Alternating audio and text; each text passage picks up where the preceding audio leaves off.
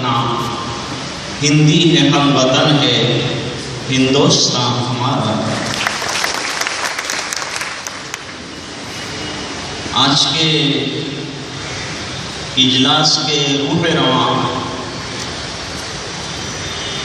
حضرت مولانا سید محمود اسعد مدنی دامت برکاتہم العالیہ اور شیخ نسیم پر تشریف فرما دیگر مہمانان اعظام اور مختلف مذاہب سے اور مسلک سے تعلق رکھنے والے معززین،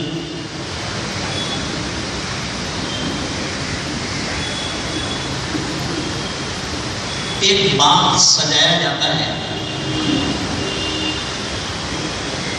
تو مالی بڑی محنت کرتا ہے، مالی پانی دیتا ہے، رات دن نگرانی کرتا ہے۔ اس کی محنتوں کے نتیجے میں اللہ کے فضل و کرم کے ساتھ پھر یہ گلستان میں کلیاں اور پھول نمایاں ہوتے ہیں اور یہ باغ دیکھنے والوں کو ہرا بھرا لگتا ہے۔ جب مالی اتنی محنت کرتا ہے اپنے باغ پر تو وہ نہیں چاہتا کہ اس باغ کی کسی بھی کلی کو کوئی مسل ڈالے، کسی پھول کو کوئی کچل ڈالے، یہ وہ پسند نہیں کرتا۔ جیسے ایک باغ کا مالی اپنے باغ کو اور گلشن کو آباد دیکھنا چاہتا ہے، اسی طریقے سے اللہ رب العزت نے یہ پوری کائنات کا باغ بنایا ہے۔ اس میں مختلف پھول اور مختلف کلیاں ہیں، بندے اسے مسل ڈالیں اور پھولوں کو کچل ڈالیں، اللہ بھی پسند نہیں کرتا۔ اسلام کی تعلیمات میں سب سے پہلا نمبر انسانیت اور امن و امان کا ہے۔ یہ ملک آزاد ہوا تو جیسے کہ ابھی کہا گیا ہے کہ اس ملک میں وبھن سنسکرتیاں ہیں، الگ الگ لوگ رہتے ہیں اور سب اپنی مذہبی آزادی کے ساتھ رہتے ہیں اور آرام سے رہتے ہیں۔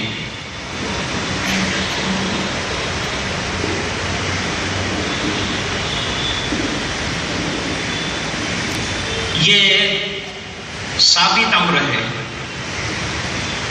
70 سال ہو گئے آزادی کو، ملک آزاد ہوا، لوگ بہت آسانی سے کہتے ہیں آزاد ہو گئے، لیکن یہ آزادی کے پیچھے 55,000 علماء اور 5 لاکھ مسلمانوں نے بھی اپنی جانیں دی ہیں۔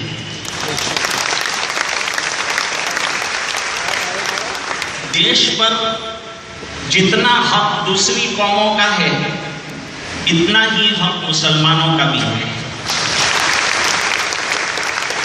دیش کی سلامتی جتنا دوسرے لوگوں کو پسند ہے الحمدللہ مسلمان کو بھی پسند ہے۔ دیش میں شانتی کی بات دوسرے لوگ کرتے ہیں، ہم حقیقت میں اس کو عملی بناتے ہیں۔ بات اصل میں یہ ہے کہ یہ دیش ایک چہرہ ہے اور چہرے میں 2 آنکھیں ہوتی ہیں۔ اب اگر ایک آنکھ کو پھوڑ دیا جائے اور چاہا جائے کہ یہ چہرہ خوبصورت نظر آئے تو چہرہ خوبصورت نظر نہیں آ سکتا تھا۔ یہ دونوں آنکھوں کو سلامت رہنے دیجیے تاکہ یہ دیش کا چہرہ خوبصورت نظر آئے۔ اگر دیش میں دہشت گردی ہوتی ہے تو مجھے حضرت مولانا محمود صاحب دامت برکاتہم کا اسی اسٹیج سے ایک جملہ یاد ہے۔ حضرت نے فرمایا تھا کہ اسلام دہشت گردی نہیں سکھاتا اور مسلمان کبھی بھی دہشت گرد نہیں ہو سکتا۔ ہم اللہ کے وفادار ہیں تو دیش کے غدار نہیں ہو سکتے۔ ہم انشاءاللہ ہر وقت وفاداری کا ثبوت دیں گے۔ میں ایک واقعہ آپ کے سامنے ذکر کروں کہ کس طرح کی محبت کا معاملہ کیا گیا ہے اور کیسے یہ ملک ترقی کرے گا، اور ہم نے شانتی میں کیا حصہ لیا ہے اور انسانیت کا کس حد تک ثبوت دیا ہے۔ احمد آباد میں ایک وکیل صاحب تھے، کالے خان پٹھان مرحوم۔ ان کے پاس ایک گاؤں کے لوگ گئے، انہوں نے جا کر کہا کہ ہم گاؤں میں جیسے مندر بنا ہے اسی طرح مسجد بنانا چاہتے ہیں، لیکن تکلیف یہ ہے کہ گاؤں کا جو چودھری ہے وہ مسجد بنانے نہیں دیتا۔ ہم تو بہت کوشش کر چکے تھے لیکن ناکامی رہی، لہذا اب آپ وکیل بھی ہیں، سمجھدار بھی ہیں، لہذا ہمارے گاؤں تشریف لائیے اور تشریف لا کر ذرا وہ پٹیل صاحب کو سمجھائیے۔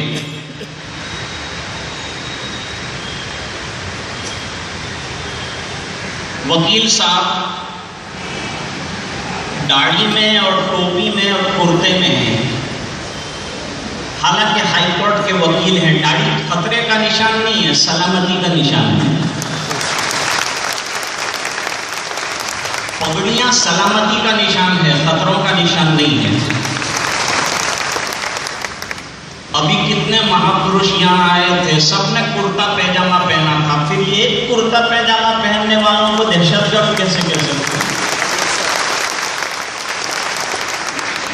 میں عرض کر رہا تھا کہ یہ عجیب بات ہے کہ وکیل صاحب نے ان کے گاؤں کا پروگرام منظور کیا، دوسرے سنڈے کورٹ بند تھی تو وہ گاؤں گئے، لیکن جانے میں ایک عجیب واقعہ پیش آیا۔ میں لمبی بات نہیں کروں گا، پیچھے قطار ہے